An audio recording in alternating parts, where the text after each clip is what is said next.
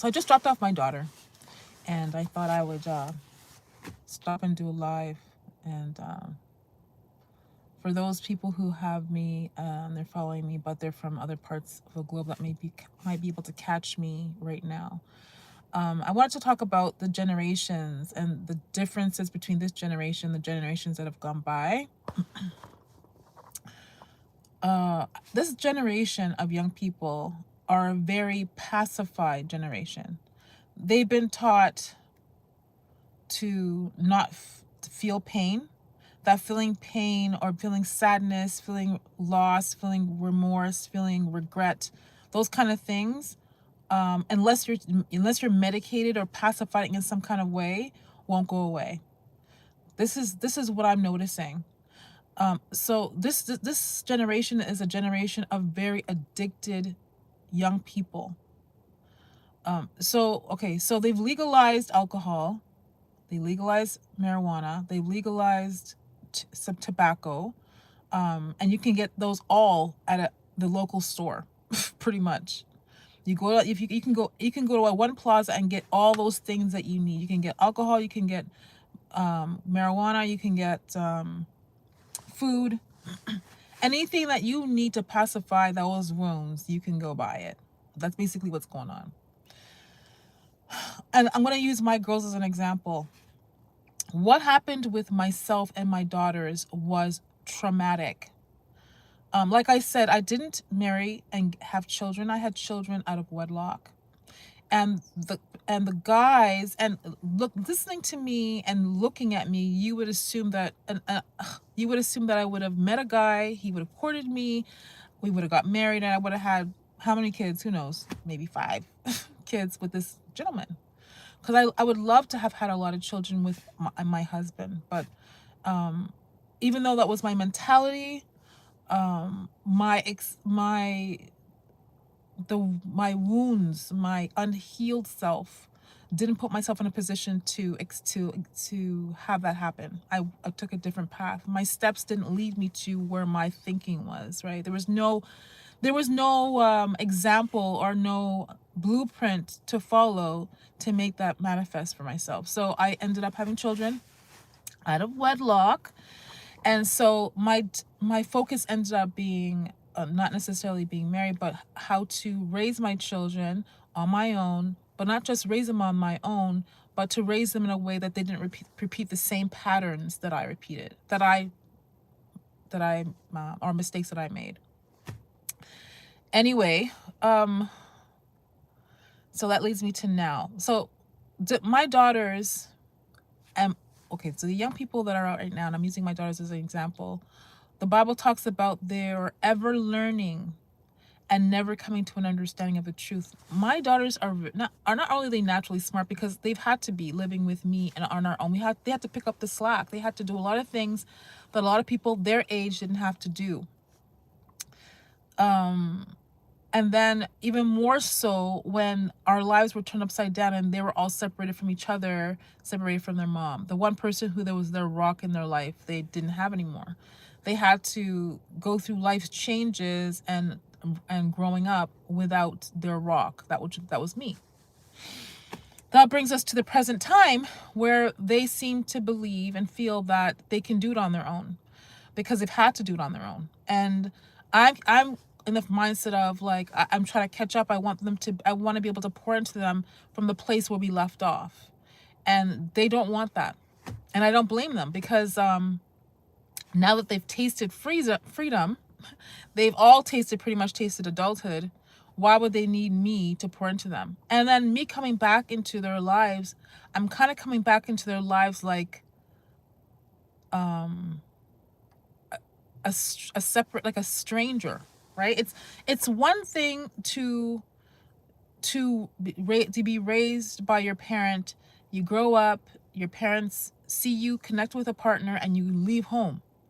But for them, they were ripped from me, not ready to kind of necessarily move on, get married and move on, and then came back into connection with me, and I'm like this different person. They've grown up. They haven't interacted with me for a while. So I'm like a separate person, like some strange woman that they met. That's a kind of, I always talked about this. This is the same kind of idea as people in the West Indies. Under the circumstance that it was, a lot of them were looking for an opportunity for a better life. So they oftentimes came to either Canada, England, or Europe, or I mean UK, or wherever else, looking for a new life or a better life, and then they one by one called or sent for loved ones, right? Usually that meant their partner first and then the child. So oftentimes a child is left in the care of a grandparent or a family back in the West Indies. And then when they got themselves situated in either Canada or the UK, they would send for their child. By that time, like I know most of the people that I know came to Canada. Like my sister came here when she was 8. A few people I knew came when they were around 8 years old.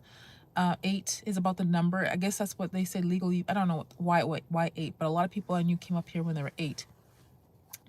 And by that time, by the time you're 8, you've already kind of established habits. You kind of are familiar with your where you're coming from. So you're coming to, even though they're your parents, you're coming to people who are really strangers. You're having to get to know them again. So with my girls, I feel like they've gone through the same thing. There has to be a name for this. I'm gonna have to Google this. There must be a name for this. So as much as I was pining to be back with my children and how much it broke my heart that they were separated from me, they had to pick up their big girl slacks and figure life out. My family had a big part to play in our separation, and to their chagrin, they thought it was funny. And so they had a part to play in our separation. But my girls, based on their foundation, were resilient. They were able to overcome a lot of things. And this is bringing me to the idea of where a lot of people have gone through traumatic things, because people, this idea of like leaving your child behind to come and make a better life for yourself is really about funds. It's really about money. You could say it's noble. You're trying to make a better life for your family, but like emotionally speaking, a lot of people are here living that have wounds based on being left behind in another country, and then coming here with ideas about how it would be, coming to find out it's not that way. There's a ton of people here like that, and they're expected to just function in life with those wounds. Anyway, so for me, for someone who didn't choose that, whose reality was that that was kind of chosen for me, I had to go through some heartbreak, some realizations about the situation. And my girls found ways to get things done, including pacifying their pain with things. So I'm not gonna say which daughter or what I think's going on, but I know there is good, and I think what I would say is kind of not so great ways to deal with stress or deal with pain. One of the ways in which my daughters deal with pain is, I know I've heard like some talk about going to therapy. That's happening for somebody or some people's. Food for sure, and I'm not talking about cooking, because I think there's something therapeutic about going to the store, buying groceries, and cooking it for yourself and eating it. I'm talking about fast food stuff, the stuff that we know is toxic, that has garbage in it, that's, even though it looks good and tastes good, it has a lot of things in it that can do harm to us. I am talking about alcohol. Alcohol has played a big part, and there seems to be some kind of like rite of passage in relation to all of them being the right age to be able to drink legally. What else? I can't even say that's wrong, because when I was younger, it was the same way. I could walk into a liquor store, even though I looked young for my age always, so I had to always, provide ID. But I remember drinking as in my early 20s and stuff, going to clubs, etc., etc. What other things are they doing that I feel is pacifying? Social media, being on social media. Oh my gosh, and presenting like yourself, like, so putting yourself on a platform. attention seeking. This generation is all about that. Validation, looking for validation from people you know and don't know. This seems to be a thing. So now the difference between this generation and generations gone by is that, or those things. This generation's a very pacified, self-soothing generation. They have been taught to escape or to avoid feeling pain. There's a big difference between me and my girls in that way, right? I believe even through playing basketball, a lot of what I accomplished was through sweat and tears, a lot of practices, a lot of sacrificing time with family to go practice, a lot of times practicing on my own, a lot of time memorizing plays, playbook. I had a playbook, we had to memorize the plays. So those kind of things, I believe, and being, and you know what, also too, I feel like this generation isn't being met, it isn't being encouraged to be accountable to anybody. They get to a certain age and they feel they don't have to answer to anyone. They almost feel as though because they can drive or whatever else, or they're grown, that they don't have to show respect to people who have kind of come before them. That those are huge things. Huge. Well, even right now, even though I know my mother's not for me, I have to still show some type of respect when it comes to her, and this is biblical. So anyway, yeah, I wanted to share that with you. I'm seeing this outlined in my daughter. It's sad to me because I always thought my daughters and I would be close, that I would see them pick a partner and be courted and go off and get married, and that really never, it's not going to be a thing, I don't think. It is what it is. Anyway, 6:30. I'm going to let you guys go. Yeah, I appreciate you, for those who support the channel. For those of you who are, wait, I should say one thing I meant to say before. There's a young woman who is in the same kind of age group as my daughters, who seems to have some kind of issue with me. It's the strangest thing. It's kind of irky. It kind of creeps me out because for a few reasons. I'm not even going to say the reasons why, but for a few reasons it's irking me. And to the point where I feel like this person is into magic, and I feel like my phone, one of the devices I use, is being tapped into, that this person has access to what I watch and what I do. There's also been some kind of idea and possibility that my persona and my name may be used somewhere else, on another platform, or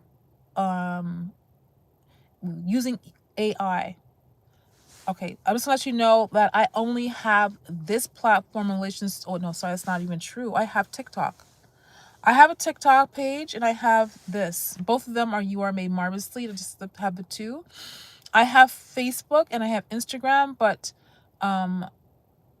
what I post, I don't upload to Facebook. Whatever I put on Instagram automatically goes to Facebook. So I don't know. I don't know what other page there might be out there for me, on what platform exactly. But the way I'm seeing it, this young person had people feeling that, like, thinking that I was jealous of them and envying them and felt threatened by them. And honest to God, I don't even know this person, and like I don't know them well enough for that to be a thing. I have daughters that are around that age, her age, and and for that reason, I'm irked. I feel totally like weirded by this situation. That being said, I've prayed, and the Lord is protecting me and my loved ones. And I'm just waiting for vindication. I'm waiting for the Lord to do what and he's doing it. I actually see it. I feel it. So I'm okay with it. I just am saddened that there's so many different, everyone has a gift. I always see this world as a big puzzle, and everyone has a specific part to play in the dynamics on this earth. Like, why would you want to be somebody else? Why would you want to emulate someone else? Why would you want something that belongs to someone else when what you would get and what promised to you would fit you so much better? It doesn't make, and why would you want to take someone's happiness was enough? Happiness is infinite. Everyone could be happy if they chose to see things a certain way. Why would you want to steal someone's happiness? I find it so odd. Anyway, I'm gonna let you go. I thank you again. And remember, and you are made marvelously. You were created, special generation created specifically for a very special time. The Lord loves you. I love you, but he loves you so much more. Until next time, be blessed.